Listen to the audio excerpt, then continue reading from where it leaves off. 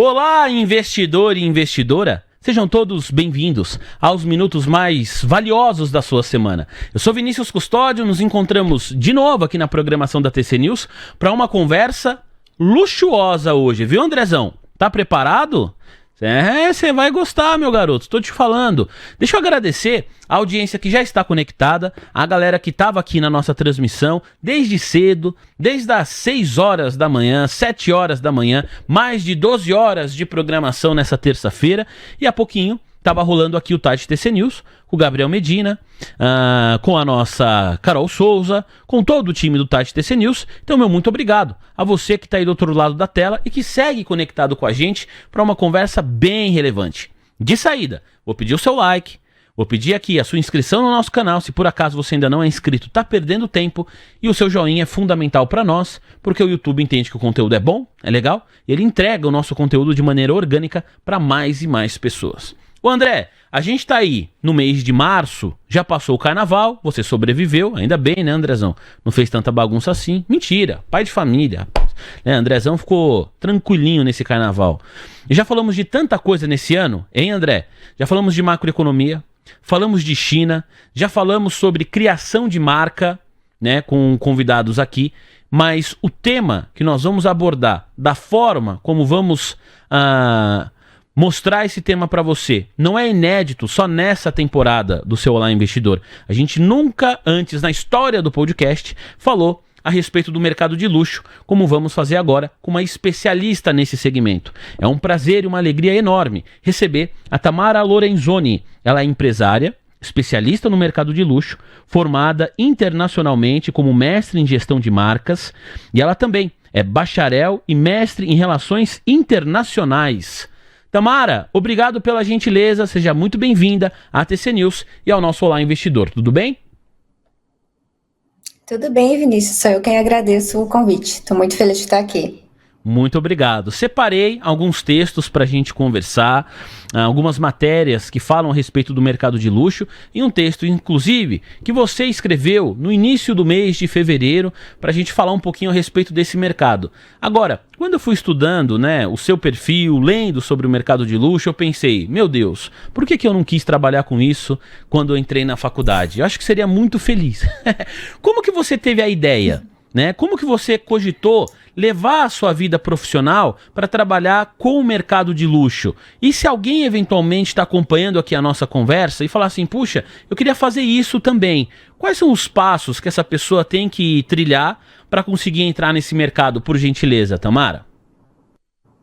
Perfeito. Eu decidi por fazer relações internacionais na graduação e acho que a gente tem bastante em comum aqui com o TC News, porque antes eu fiz 2 anos de economia, antes de dar minha carreira, e aí fiz a minha graduação, o meu mestrado, foi bem quando estourou a pandemia, mas eu sempre me questionava durante os meus estudos como as marcas de luxo sobreviviam a guerras, a cenários de crise. A gente estuda muito isso nas relações internacionais. Então, quando acalmou um pouco o mundo, digamos assim, a gente podia sair, eu decidi fazer o meu 2º e 3º mestrado em gestão de marcas de luxo. E aí fui estudar em Milão e na Inglaterra, né? Milão por ser o berço desse mercado, eu acredito que um mercado muito maduro, é o europeu, e a Inglaterra porque eu considero um bom lugar para prever tendências, assim, todas as marcas são testadas, testam as tendências primeiramente na Inglaterra, então achei bem interessante esse combo para minha carreira. Muito legal. Então aí, né, como foi o caminho da Tamara, nossa convidada. Eu estava falando com a Lu, aliás, um abraço para ela, que é assessora, né, da Tamara, que viabilizou também aqui essa conversa. E quando ela me passou o seu Instagram, eu vou compartilhar aqui com a nossa audiência agora a tela também. Tem um site aqui, ó, da Tamara para você seguir, a gente vai falar com calma sobre isso. Mas eu olhei o meu Instagram, Tamara, e o meu é uma bagunça. Uma coisa não conversa com a outra. Eu olhei o meu Instagram e falei, isso não é de luxo. Quando eu olhei o seu, eu falei, olha, só de olhar o Instagram, você vê aqui que é uma coisa assim, outro patamar. Tudo que você posta, a maneira como você posta, a paleta de cores que você escolhe, tudo isso é pensado para você vender a sua marca pessoal, Tamara? Exatamente. Quando eu decidi então estudar fora, eu já pensei em como eu poderia mostrar isso para as pessoas, justamente por o mercado de luxos não ser tão maduro no Brasil. Eu sempre tive a intenção de voltar para o Brasil, não saberia dizer quando exatamente, quando fui para lá, mas depois de quase 3 anos lá, então voltei para cá. Então, tudo é pensado assim, é uma estratégia de marca pessoal muito bem pensada, com os códigos, com a linguagem verbal, imageticamente, enfim, tudo bem costurado para passar a mensagem que deve passar. Agora, o Tamara, né, você falou um pouco da sua trajetória, você falou também a respeito do Instagram que você criou e todo mundo que vai começar a te seguir a partir de agora. Você tá vendo o arroba da Tamara aqui, Tamara Lorenzoni, com Z, e 2 underlines no final. Mas se você no Insta digitar Tamara Lorenzoni ou no Google, qualquer buscador, você vai encontrar tanto o Instagram da Tamara, nossa convidada, como também o site dela. Eu queria entender como você conseguiu os seus primeiros clientes nesse mercado. Porque eu fico pensando, né? A minha noiva, ela trabalha como gerente de marketing da Brás. A Brás é uma rede de pizzarias conhecida aqui em São Paulo. E às vezes eu fico falando para ela sobre novos fornecedores, até por trabalhar com o mercado financeiro, eu tenho interesse em saber como uma grande rede de pizzarias encontra os seus fornecedores.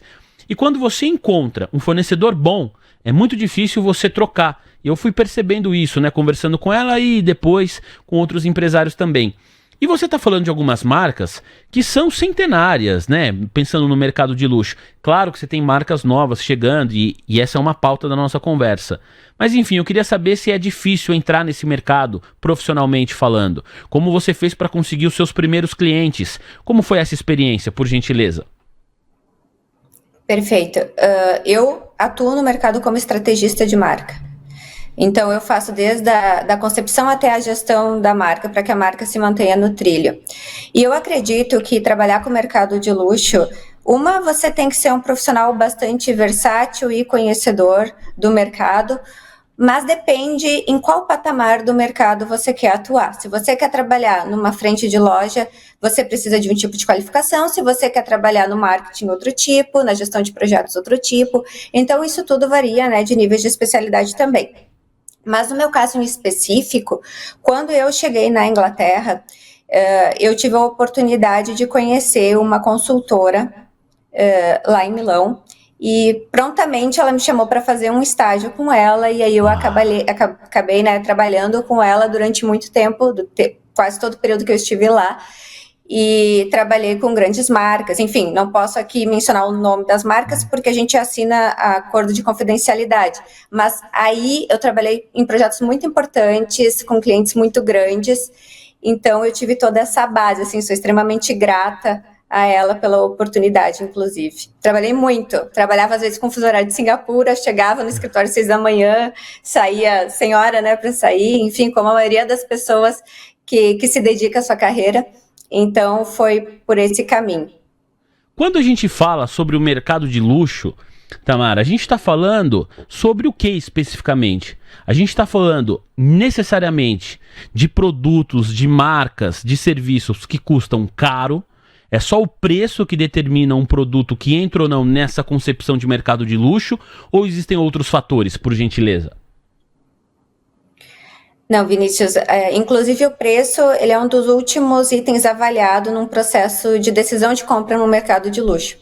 Então, a gente tem outros fatores que a gente trabalha numa marca, por exemplo, a qualidade do produto. Inclusive, depois, quando a gente entrar em mercado, a gente está tendo essa crise, assim, no mercado de qualidade, a gente pode explorar mais sobre isso. A gente entra no valor de marca, a gente entra na exclusividade, na artesania ou artesanato, como vocês queiram chamar, o processo de savoir-faire, de fato a mano, como se diz na Itália.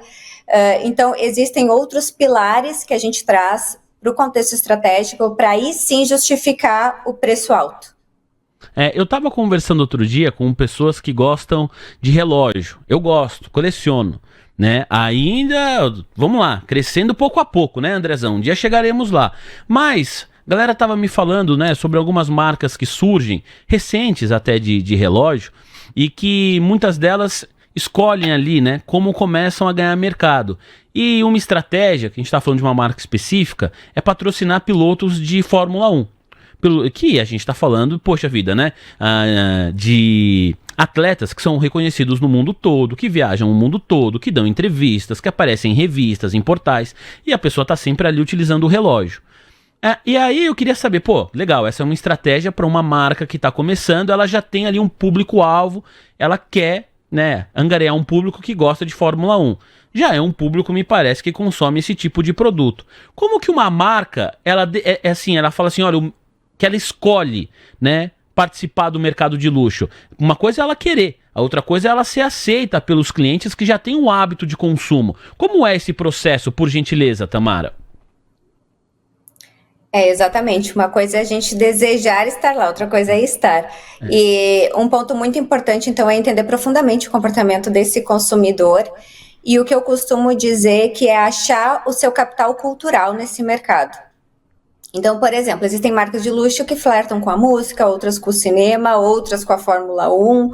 Então, tudo isso a gente tem que avaliar quem é o consumidor, que a gente quer despertar essa desejabilidade, quais são os hábitos desse consumidor e se conectar intimamente através da rotina dessa pessoa.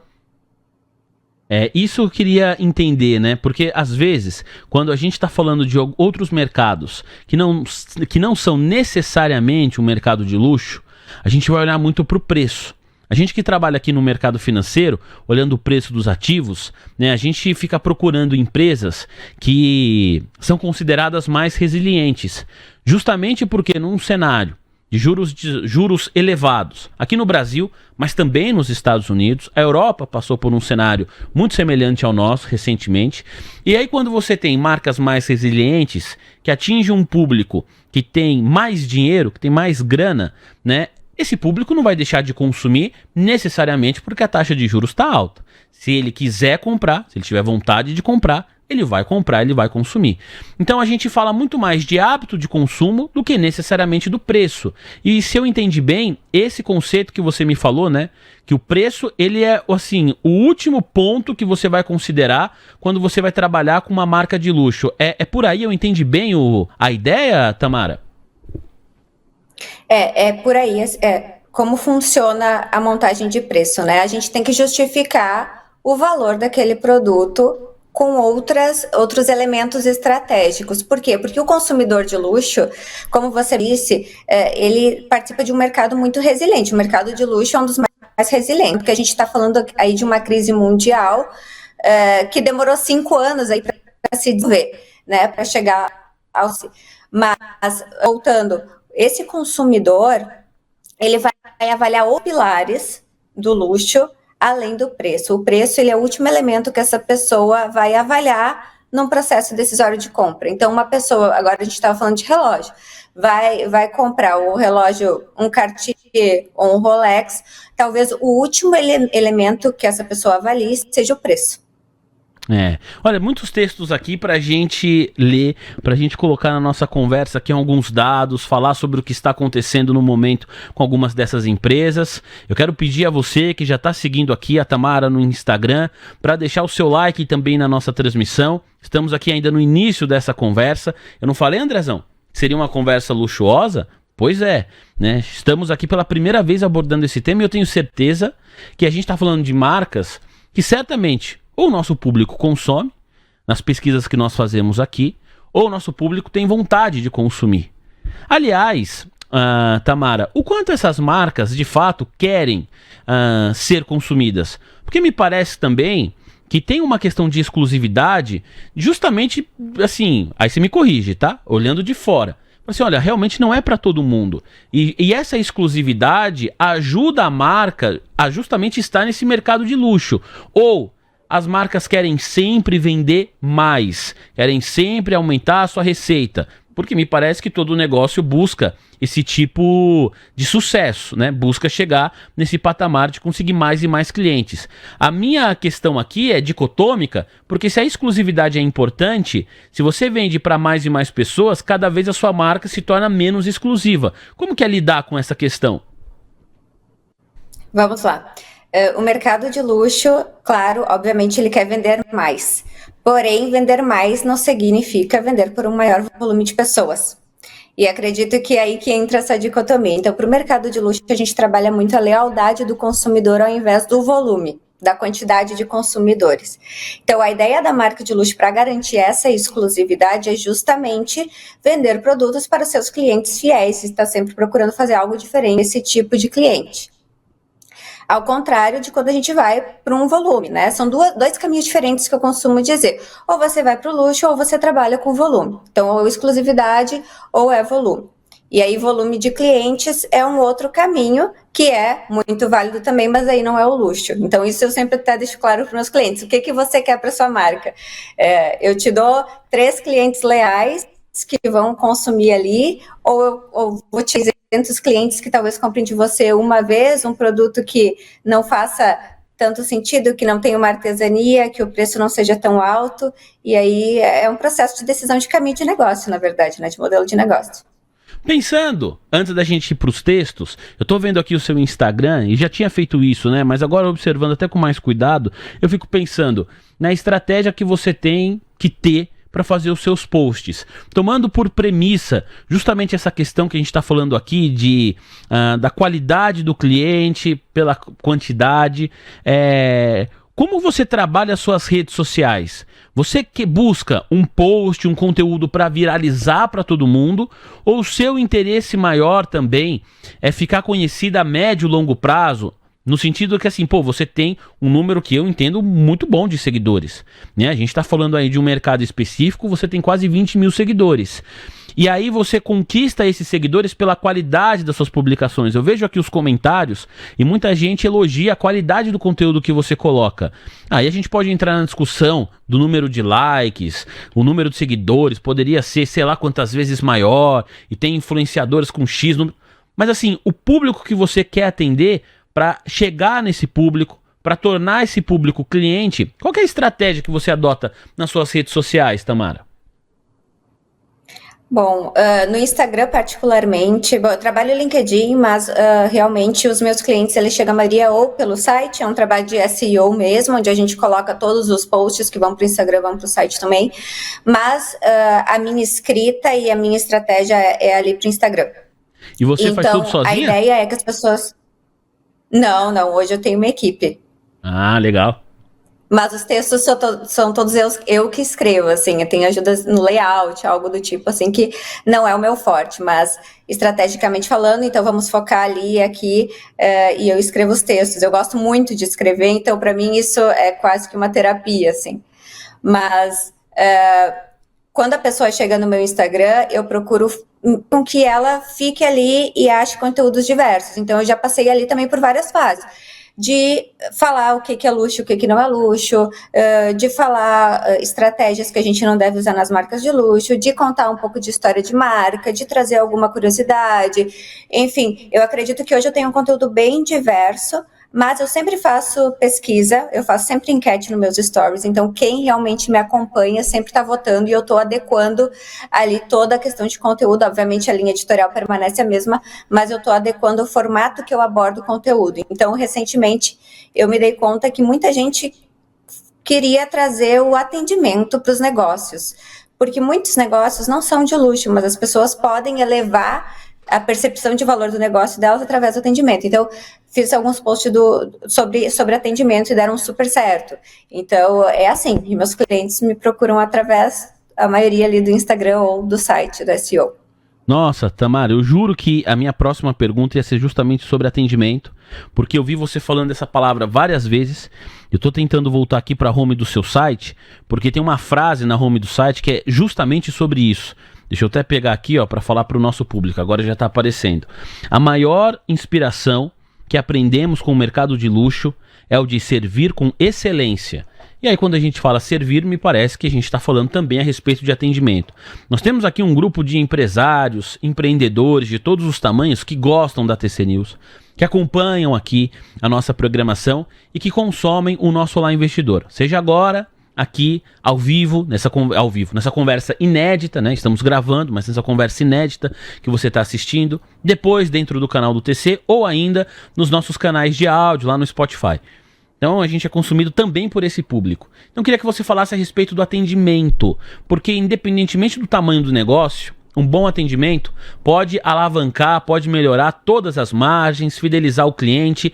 E eu vi no seu Instagram, eu vi no seu site pessoal como empresas centenárias, marcas conhecidas no mundo, valorizam essa palavra, valorizam o atendimento. Queria te ouvir um pouquinho sobre isso, por gentileza.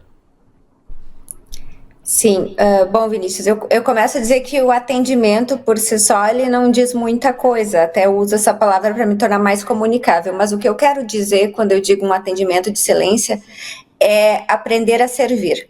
E isso, no meu entendimento, tem um significado muito mais profundo.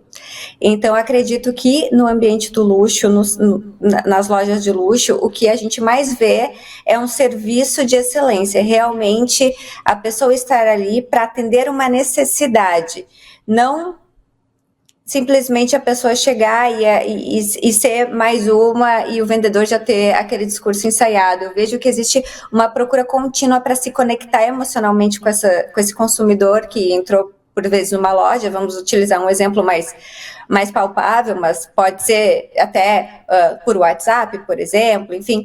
Então, eu acredito que o atendimento, o servir com excelência é um dos principais ensinamentos que o mercado de luxo pode trazer para os negócios menores ou que não são de luxo. Quando você fala excelência, eu me apeguei muito a essa questão que você comentou, né? De você não fazer o mesmo atendimento para todas as pessoas. Exemplo, outro dia eu fui a um casamento, eu fui comprar uma camisa, precisava de uma camisa nova, beleza, fui lá, fui muito bem atendido, tudo certo. E aí o pessoal pediu meu WhatsApp na loja. Eu falei, pô, beleza, eu passo, mas vocês vão ficar mandando aquelas mensagens e tal? Não, é só para um controle interno, beleza. Deu 15 dias, tô recebendo mensagem, que eu sei que é uma mensagem que vai para todo mundo. Olá, imperdível, olha aqui, tal coisa. Eu falei, puxa, eu disse que eu não queria isso. É esse tipo de coisa que você tá falando assim, puxa, isso aí tá longe de ser excelência? Eu acredito que isso funcione com um nicho que procura, por exemplo, mais preço do que qualidade. Quando a gente está falando de um atendimento mais premium, mais luxo, realmente essa abordagem não funciona. E aí não é que o cliente, exatamente, não é que você não possa ser cliente de uma marca que trabalha dessa maneira. É que vai da percepção ali do atendente na hora, do vendedor, colocar uma observação no seu cadastro, não enviar mensagens no WhatsApp. Sabe o que eu fico pensando? Né? Assim, os empresários que a gente recebe aqui, qual é o teor da conversa que a gente tem geralmente, Tamara? É assim, como eu vou mandar uma mensagem pro meu cliente para não... Eu não estou necessariamente vendendo algo, mas para mostrar que eu sou prestativo. E aí até aquele cliente vem me procurar. Quando ele tem alguma dúvida, ele vem me procurar. E às vezes o cliente confia tanto em mim que ele me procura, não é nem na área em que eu atuo, não é nem no produto que eu vendo, mas ele quer uma indicação, porque ele gosta tanto do meu trabalho que ele vai confiar na indicação que eu faço. Como que você chega nesse nível? Então as conversas que nós já tivemos aqui ao longo da trajetória do Olá Investidor foi por esse caminho.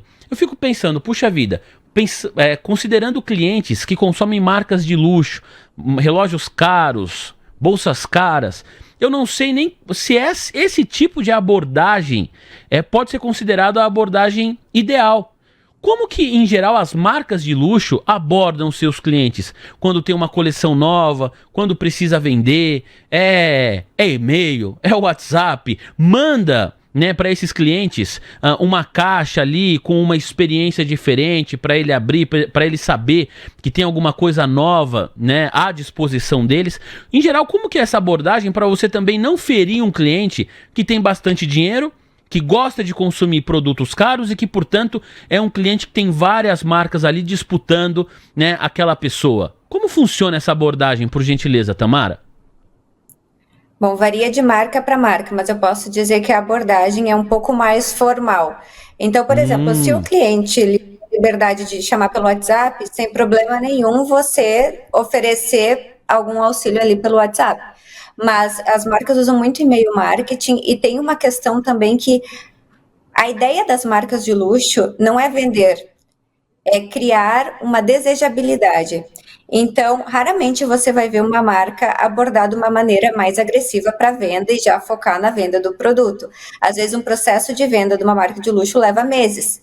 A gente está falando não só de moda, né? A gente está falando de carros, a gente está falando de iates, de jatos, enfim. Tudo isso é uma construção de relacionamento.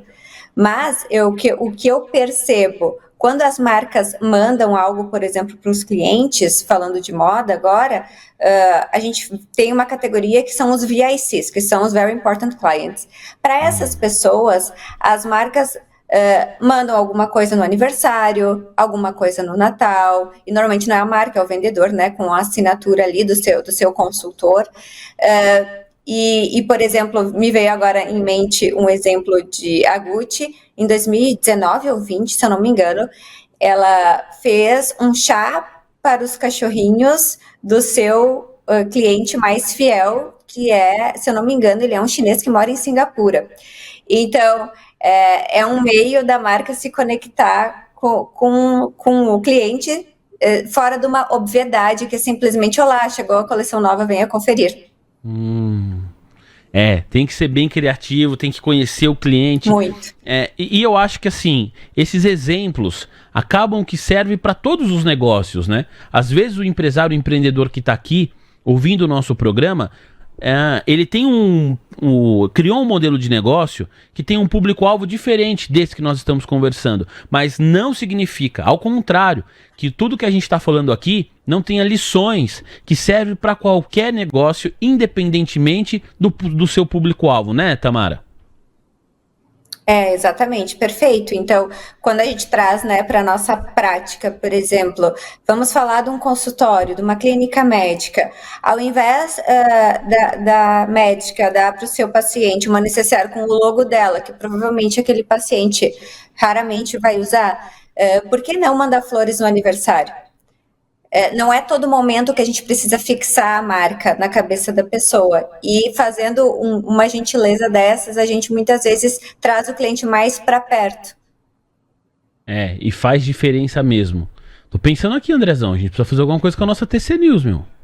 Vamos pensar aí, Andrezão, pra gente fixar mais, né, a nossa audiência, fidelizar a nossa audiência, que já gosta muito da gente.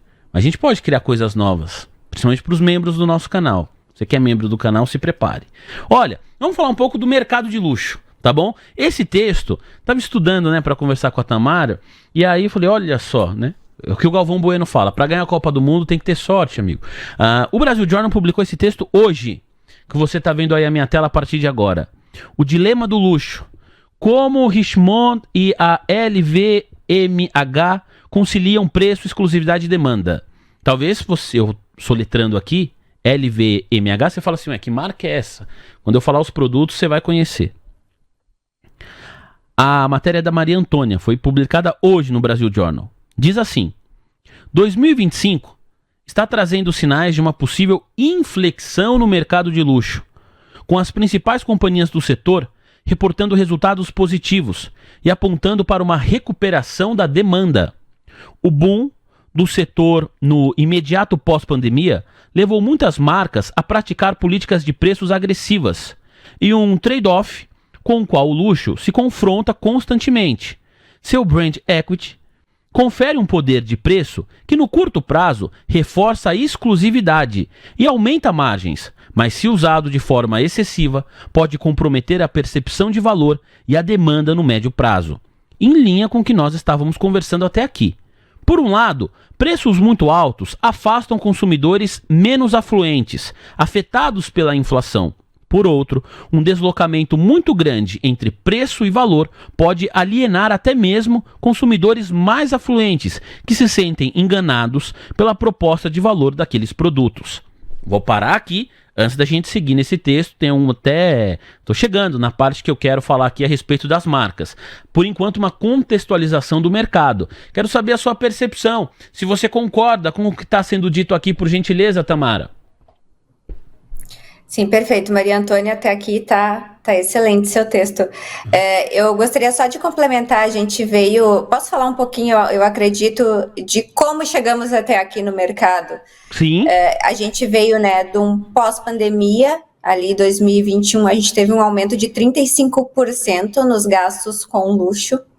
Em 2022, a China fez aquela política Covid-0 e querendo ou não, né, os chineses e os norte-americanos representavam 50% dos compradores de luxo no mundo em 2021.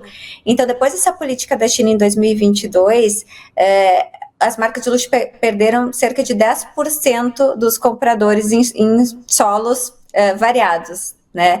E embora essa questão das marcas irem para a China, investirem na China, isso ainda não se recuperou. Isso 2023 foi um ano onde a crise realmente estourou. A gente via na Europa as lojas vazias, a Burberry com uma grande preocupação que segue até agora, e aí em 2024 a gente tem uma desaceleração completa até o meio do ano, e aí depois começam a surgir, que é isso que a Maria Antônia está falando aí na reportagem, esses resultados. Então, os últimos resultados saíram agora no início do ano, onde o mercado de luxo, o Bernard Arnault, que é o diretor dono da LVMH, que é o conglomerado de luxo que tem 75 marcas, então, inclusive é um dos grandes patrocinadores da Fórmula 1 agora, fechou um contrato para 10 anos com a Fórmula 1, ele vem e diz assim, olha, vocês falaram que o mercado iria ficar cada vez pior, mas o que a gente está vendo é uma retomada nesse crescimento. E aí, essas marcas agora olham para novos mercados. Obviamente, não vai existir outra China. Realmente, o poder de compra do chinês ele é inigualável, mas as marcas estão olhando para a Índia. E aí entra uma questão super cultural que, ao meu ponto de vista, na minha análise, isso vai demorar muito para ser desenvolvido ainda, porque a Índia é super diversa, então comunicar com eles é diferente de comunicar com os chineses, obviamente. Então a gente está nesse momento aí do mercado.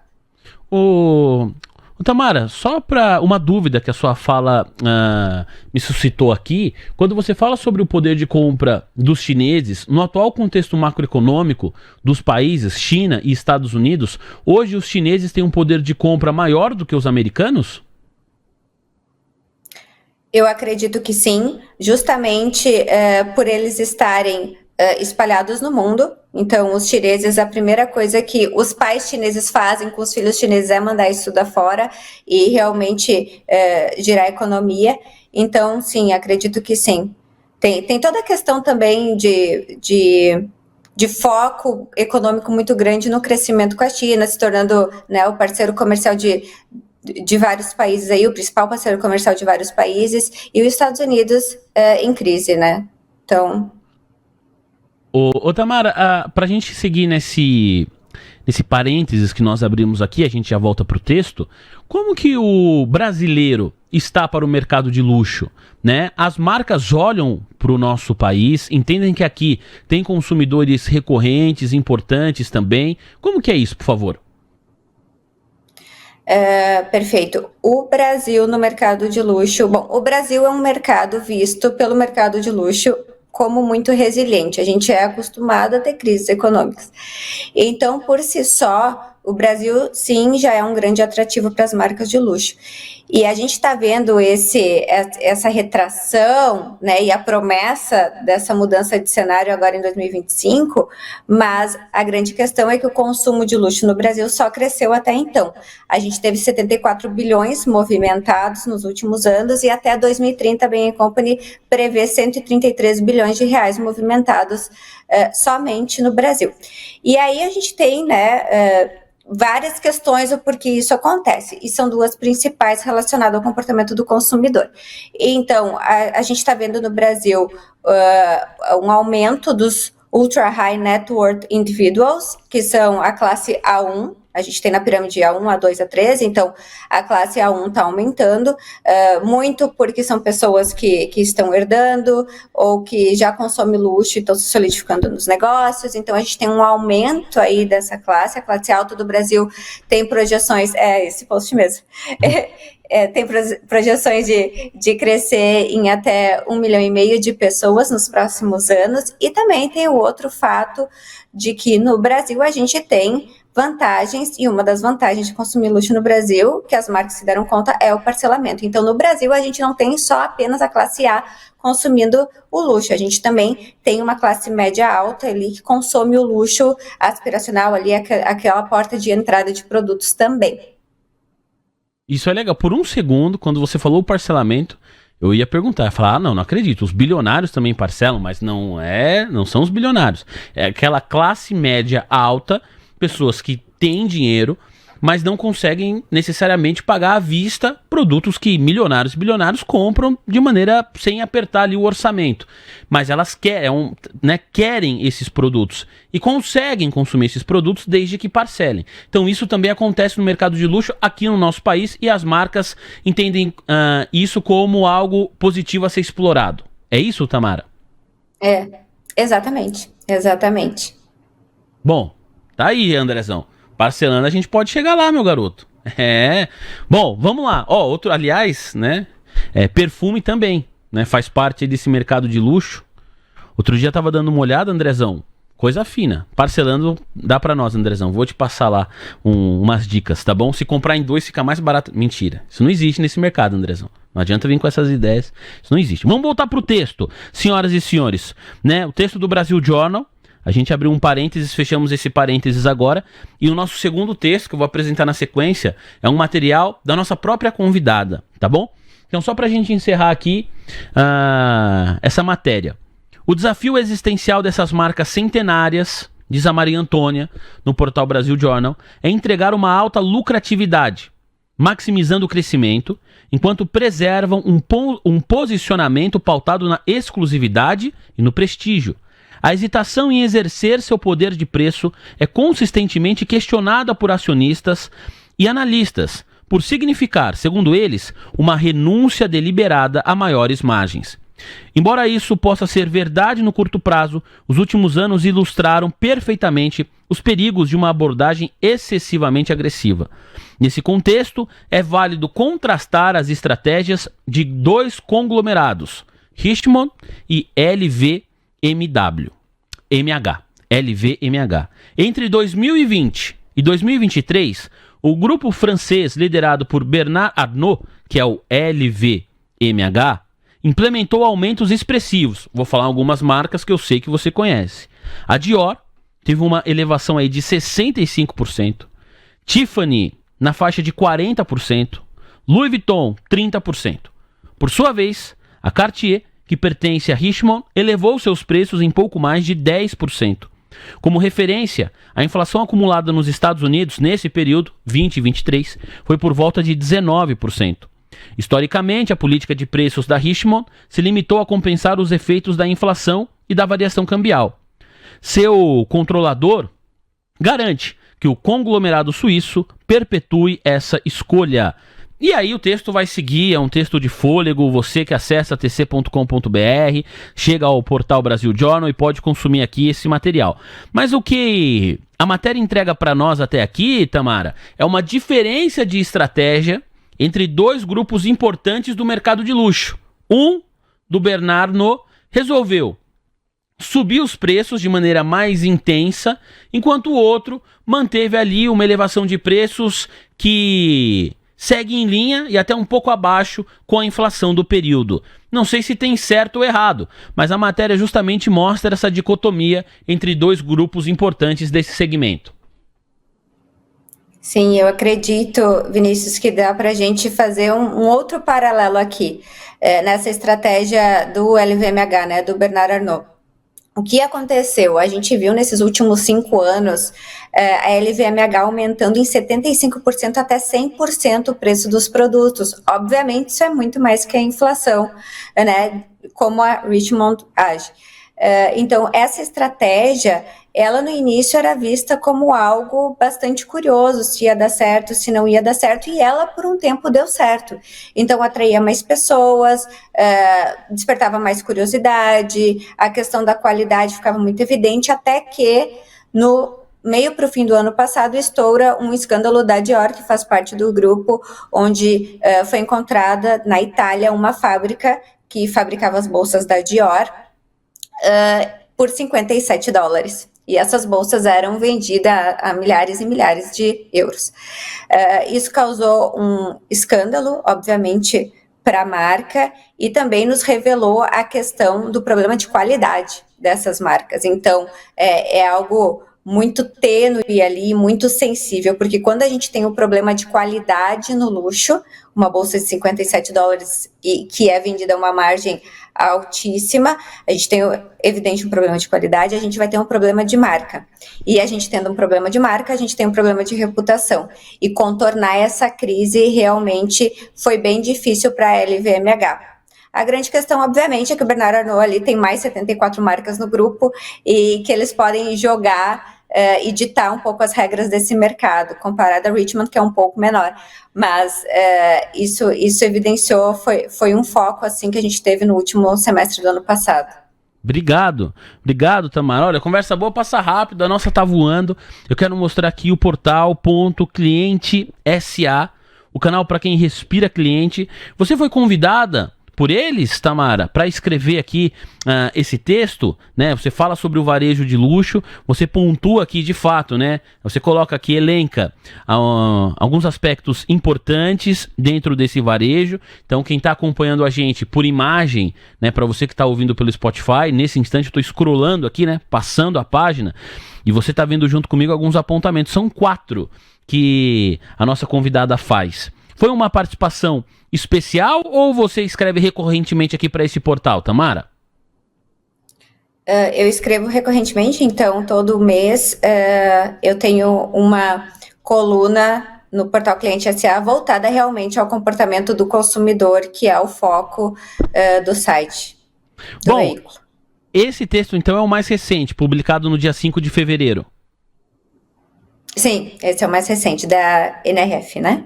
Sim, exatamente. A NRF, né, as projeções da NRF para a indústria da moda e do luxo revelam uma convergência impressionante entre tecnologia avançada e experiências de compra personalizadas. Isso na palavra aqui da nossa convidada, da Tamara. A maior conferência mundial de varejo ocorreu em Nova York em janeiro e trouxe também um olhar focado no mercado de luxo. E aí você seleciona 4 pontos, vamos passar por eles aqui nessa reta final de conversa. Ponto número 1, a ascensão da inteligência artificial no varejo de luxo. A gente fala sobre IA generativa, vários momentos aqui da nossa transmissão, mas no varejo de luxo vai ser a primeira vez também, é inédita essa abordagem. Como que o varejo de luxo está olhando para a inteligência artificial e de fato essa tecnologia já está fazendo diferença aí para as marcas e portanto para o seu público, Tamara? Sim, um dos grandes exemplos que a gente está tendo são coleções geradas por inteligência artificial, são campanhas inteiras geradas por inteligência artificial. Então, por exemplo, as coleções geradas, elas já podem prever se aquele produto vai ou não ser fabricado para realmente encaixar e diminuir custos, né, de produção.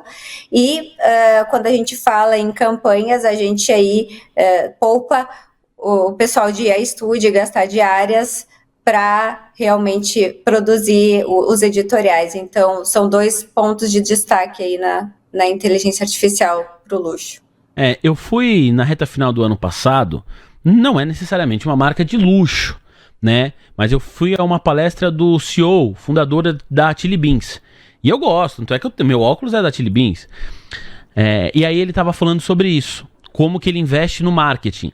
E aí ele falou que tem várias etapas. Né? Tem uma etapa que ele fala assim, olha, aqui a gente vai investir uma grana, então, por exemplo, tá lá no Big Brother Brasil, ele falou, você coloca ali o QR Code, na hora você vê uma demanda maior pelo seu produto, as pessoas estão buscando, olham lá o site e tal. Ele falou, mas tem às vezes algumas campanhas, você não precisa gastar tanto dinheiro assim, é uma escolha que você tem que fazer com a grana que você tem. Claro que não sei se essa é a realidade necessariamente dessas marcas de luxo, mas eu quero chegar no ponto que ele fez uma campanha inteira utilizando a inteligência artificial. E ele falou, olha, o meu custo nessa campanha foi infinitamente menor do que o custo que eu patrocinei uma festa lá no Big Brother Brasil. Então dá para fazer várias coisas, tem que ser criativo. Tinha uma galera ali, empresários, tal, ele estava falando para esse público. E aí eu fiquei olhando, pensando naquilo, achei legal, ele mostrou a campanha feita com inteligência artificial, gostei. E aí agora, né, me deparo de novo com esse tema, você falando que marcas de luxo também estão utilizando essa estratégia, de alguma maneira. Sim, e eu acredito que tenha, com certeza, como a gente comentou aqui com a redução de custos, mas também tem a ver muito com ser precursora, né? As marcas de luxo, elas precisam estar à frente, então elas têm essa verba disponível para ficar testando e realmente achando os melhores, os dominadores dos prompts aí, para gerar essas campanhas. Então, acredito que tem a ver, ok, vamos diminuir os custos, mas também precisamos achar uma maneira de estar à frente no mercado. O segundo ponto que você coloca aqui é uma mudança nas lojas físicas. E você provoca no seu texto, né? Você diz assim: as lojas físicas não estão desaparecendo? Talvez elas estejam, na verdade, evoluindo. Em 2025, vemos uma tendência clara de transformação dos espaços físicos em centros de experiência. Isso eu queria te ouvir. Porque uma loja física, vamos lá, de novo, fazendo o paralelo com a nossa realidade aqui, eu sei que eu vou falar de algumas marcas que não são de luxo, mas a gente monitora muito no varejo brasileiro, C&A, Guararapes, que é dona da Riachuelo, lojas Renner. Quando essas lojas físicas, a gente olha os balanços dessas empresas. Opa, peraí, tem uma loja física que está vendendo menos do que vendia antes, isso é um problema.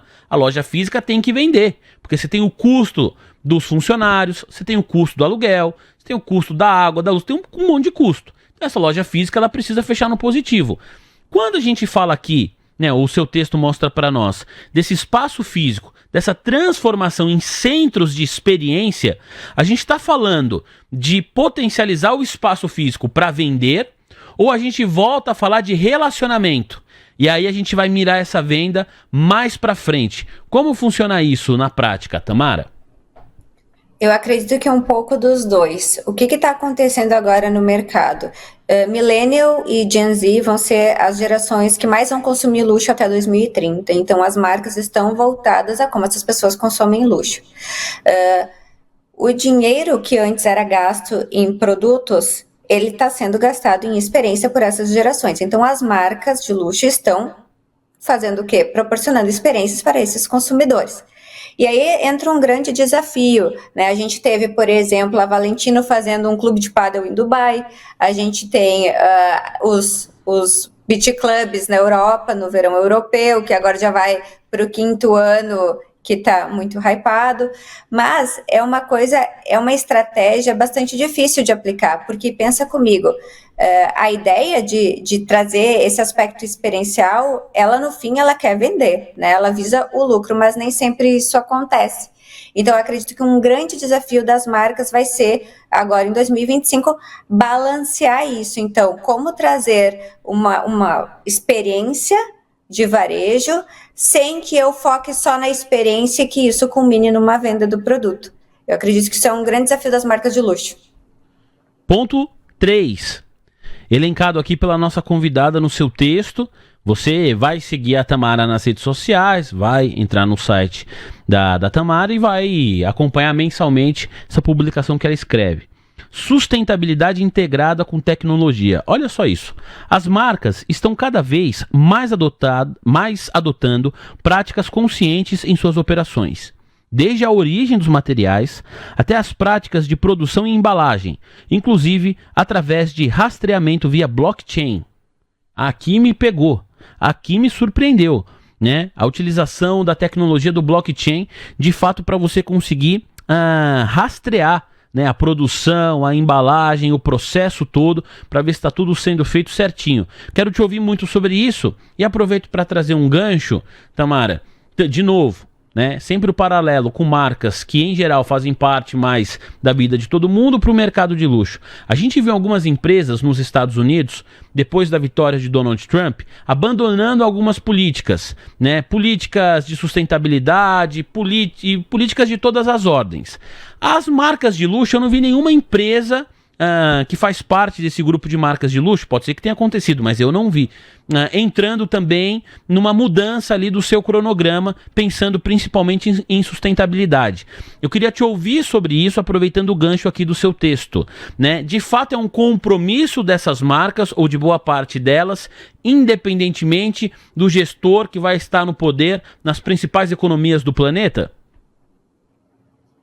Bom, vamos começar do começo. Então, as marcas de luxo, eu até nem uso tanto a palavra sustentabilidade quando eu vou tratar de um tema, mas mais para ser entendível, fica um pouco mais tranquilo. Eu gosto muito da denominação de luxo consciente. O meu mestrado foi sobre isso, então eu falei sobre esse luxo consciente e como as marcas abordam isso. Então, a gente tem políticas internas das marcas que abordam questões de sustentabilidade, um luxo mais consciente, onde ele é centrado na decisão de compra de quem o consome, e não necessariamente influenciado por muitas questões externas. E aí, quando a gente fala disso, a gente teve, alguns anos atrás, muitas cobranças da sociedade, principalmente por essas pautas mais sustentáveis, dizer, olha, o mercado de luxo, ele não é sustentável, ele não rastreia, ele não... como eu vou saber que aquele produto não tem trabalho escravo? Como eu vou saber se não foi terceirizado e quem terceirizou? Como a gente teve um grande problema com a varejista Zara, por exemplo, que era a terceirização da terceirização da terceirização. Então, rapidamente, esse mercado se adaptou e procurou alternativas para corresponder a demandas dos seus consumidores. Então, obviamente, o mercado de luxo, em termos de pautas, ele é muito mais quieto nesse sentido, mas ele sim tem que tomar atitudes. Então, a gente tem a questão da Aura Blockchain, que é essa rastreabilidade, é um consórcio, onde tem Grupo Prada, tem LVMH, que se associaram. Então, através de um QR Code em todas as peças, você consegue ver a vida dela, por onde ela passou, quem produziu. Legal. A gente tem também o investimento em materiais, então a gente teve a Stella McCartney, que recentemente comprou as ações de volta do grupo LVMH, comprou as ações dela de volta, mas foi dentro do grupo que ela desenvolveu o couro de mycelium, que é um tipo de cogumelo. Então, todas essas questões de sustentabilidade, elas são abarcadas sim. Mas por que eu chamo de luxo consciente? Porque é uma questão que vai além de ser sustentável. O último ponto do seu texto, e isso aqui me parece que é muito uma questão dessa nova geração, inclusive você mencionou isso, né? Que vão consumir muitos produtos de luxo, do mercado de luxo. O live in shopping. Já ouviu falar sobre isso, Andrezão? Live in shopping? Aí, as filhas do Andrezão já contaram tudo pro pai. Ou compras ao vivo. Teve sua origem na Ásia, mais especificamente na China, onde se popularizou rapidamente devido à capacidade de integrar compras e entretenimento de forma interativa. Esse formato combina transmissões de vídeo ao vivo com a capacidade de os espectadores comprarem produtos instantaneamente enquanto assistem. Esse mecanismo se tornou uma ferramenta poderosa no varejo devido ao seu impacto direto nas decisões de compra, proporcionando uma experiência imersiva e dinâmica que engaja os consumidores de maneira eficaz. Deu para entender como funciona, né? É uma live, você vai ter ali uma experiência que não é só ficar vendo uma roupa, não é você liga aí a televisão de madrugada, você vê aquele leilão daquele colar com uma pedra desse tamanho. Não é isso. É uma outra história, é uma outra dinâmica, é um outro ritmo que os produtos estão sendo ali colocados à disposição. E me parece que isso aqui realmente está ganhando muito mercado, está ganhando muito espaço, inclusive aqui no Brasil, ou nós ainda não fomos por esse caminho na sua avaliação, Tamara? Eu acredito que no Brasil a gente está indo para esse caminho de live shopping, mas não como é feito fora do Brasil. Então, por exemplo, um consumidor fora do Brasil marca um appointment com a loja e aí nesse momento ele vai ter o concierge dedicado a ele. Muitas vezes esse consumidor não é visto por quem está vendendo e a loja tem que apresentar produtos exclusivos. Então eu acredito que o nível de live shopping no mercado de luxo fora do Brasil já está bem mais evoluído. Ou, por exemplo, o consumidor passa por uma gincana quando tem crianças, passa por uma gincana para chegar e poder escolher o prêmio que eles vão poder comprar. Enfim, tem todo um arcabouço aí formado para deixar as pessoas presas na tela e para as marcas também venderem dessa maneira. Então, acho que no Brasil a gente está no caminho, mas também tem muita coisa para explorar nesse cenário. Tamara, eu quero agradecer muito a conversa com você, foi um baita aprendizado, é um mercado que a gente precisa ficar de olho em vários sentidos, para quem é investidor, para quem é investidora, para entender a dinâmica desse mercado, para os empreendedores e empresários que estão aqui conectados junto com a gente e para qualquer consumidor que quer entender aí a respeito de tendências, o que marcas centenárias estão fazendo, como elas tratam o seu público e, claro, para os consumidores dessas marcas que acompanharam aqui também esse nosso bate-papo. Eu espero que você tenha gostado da experiência e os microfones da TC News estão aqui à disposição para uma próxima oportunidade. Meu muito obrigado, viu, Tamara? Sou eu quem agradeço, Vinícius. Obrigada. Bom, senhoras e senhores, Olá Investidor, mais um aqui colocado à sua disposição. E não dá para dizer, hein, Andrezão, que não foi uma edição luxuosa. Foi bom demais. E na semana que vem, você sabe, estaremos de volta. E eu conto demais com a sua audiência. Você, investidor e investidora, segue sempre aqui com a gente conectado. Deixa o seu like, ainda dá tempo. Estamos encerrando a live em 3, em 2, em 1. Muito obrigado. Até a próxima. Tchau.